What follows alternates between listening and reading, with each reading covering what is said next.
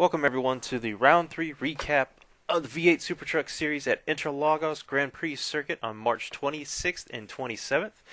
Saturday's weather was some of the coolest we've seen all season long, with a track temperature at 84 degrees, but it made it very sticky thanks to the overcast skies.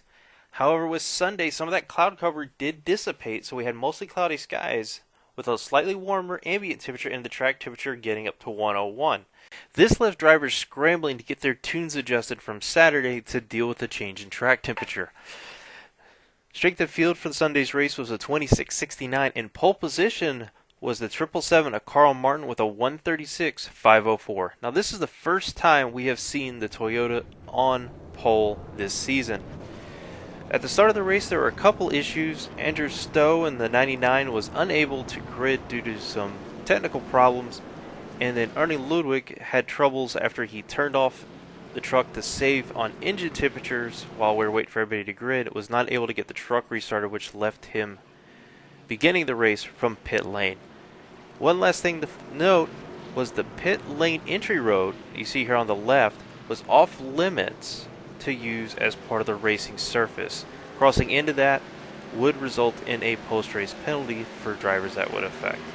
As we go green, everybody's hard on the throttle, making that mad dash to turn 1. The interesting thing about Interlagos is how the track gets started. It's a quick 1, 2, 3, 1 and 2 is a chicane with 3 a opening left-hander, which is very, very fast, which will set things up into turn 4.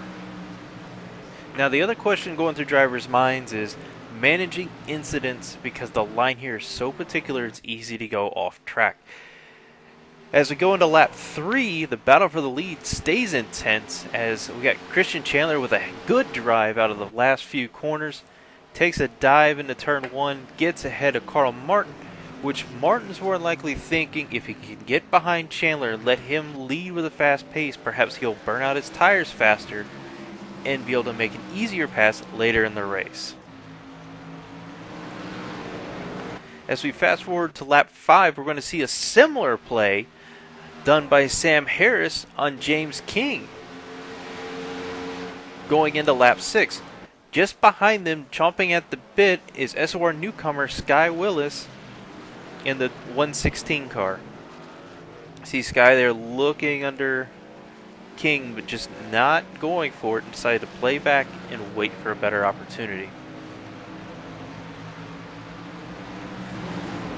Now that opportunity would end up showing up on lap 6 as they continue to battle for 5th. Saw King got a little loose there coming out of 12. Then they go side by side through 13 and 14. By the time they get to 15, Willis has the lead between the two. Lap 7, they go around a little bit of lap traffic with Ernie Ludwig and almost get into the wall. That was a close call. Some great saving there. It's definitely not a wall you want to get into because it would more than likely end the day. However, that grass on the tires end up biting Willis as she gets a little sideways, and King gets into her, misjudging speed into 2, which will bring out the first caution. But interestingly enough, the first lap under caution was not as calm as we have seen in previous races. As you just saw, Christian Chandler and Carl Martin rush to pit lane, and you see Cy Andra and Sam Harris coming behind very quickly. As we go green on lap 11, you see that most of the field has been able to catch up. Ludwig opted to stay out, hoping race control would give him that wait by, but that did not happen. Race admins are looking into a solution for that for round 4.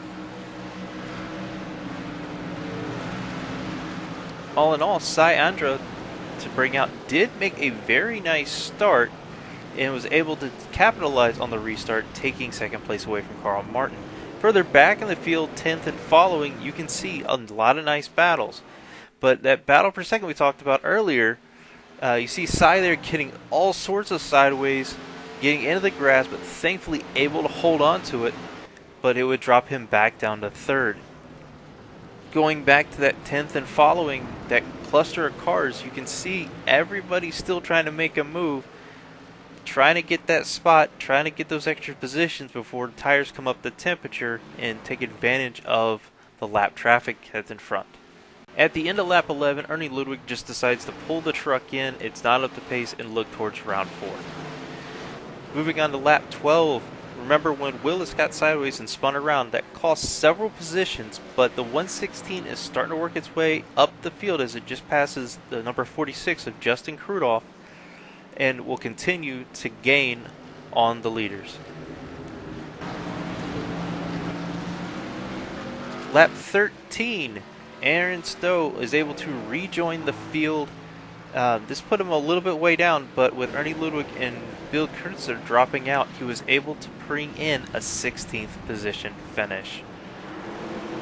Lap 18, battle for 10th continues as we got Josh Mertz and Steve Olaf and Daniel Thompson in a three-way battle.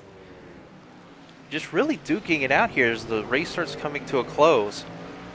See Olaf really putting the pressure on as he tries to get as much out of the tires as he can. On the lap 10, Olaf dives, tags a little bit of the back of that 36 machine, and you see Thompson is staying a safe distance back in case something does happen. He can capitalize and get 2 positions. As we approach the technical turn 12, Olaf gets on the grass sideways and will ultimately not be able to regain the time lost at this point in the race. This will leave Mertz and Thompson to run the rest of the race chasing each other. As we get to the final lap, Blackadder Motorsport has their own little road versus oval challenge going on between Cy Andra and Sam Harris as they duke it out going into turn 8. Although Sam gets on the throttle just a little bit too hard, it's going to put him to a spin and leave him finishing 8th overall. But today your race winner is Christian Chandler in the 78, bringing in his 2nd career SOR victory. Followed behind him is the 777 of Carl Martin.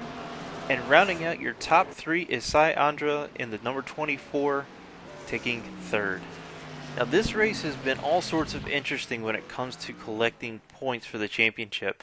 Although at first glance it appears that Road just cleaned house and is going to heavily distance oval in the Road vs. Oval Championship, once penalties for cutting into the pit entry lane were levied, it reduced that lead, which means that Road now is sitting with 113 points in comparison to Oval's 100.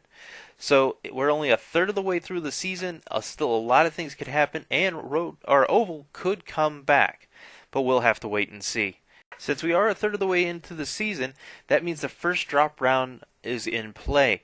Now keep in mind there will be 3 drop rounds in total by the end of the championship, and drivers who do not have zeros for their drop round, those points could be shifted depending on their lowest 3 rounds. So with a lot of points on the table still and a lot of racing ahead, it will be very interesting to see what happens at round 4 at the Nürburgring GP circuit. Come join us Saturday for open practice. It'll start at 1600 GMT as a hosted session on iRacing. And then on Sunday, the league session will start at 1800 on April 10th, and be sure to grab one of the live streams to not miss a moment on what's going on. We look forward to seeing everybody this coming weekend, and so until next time, keep it between the lines.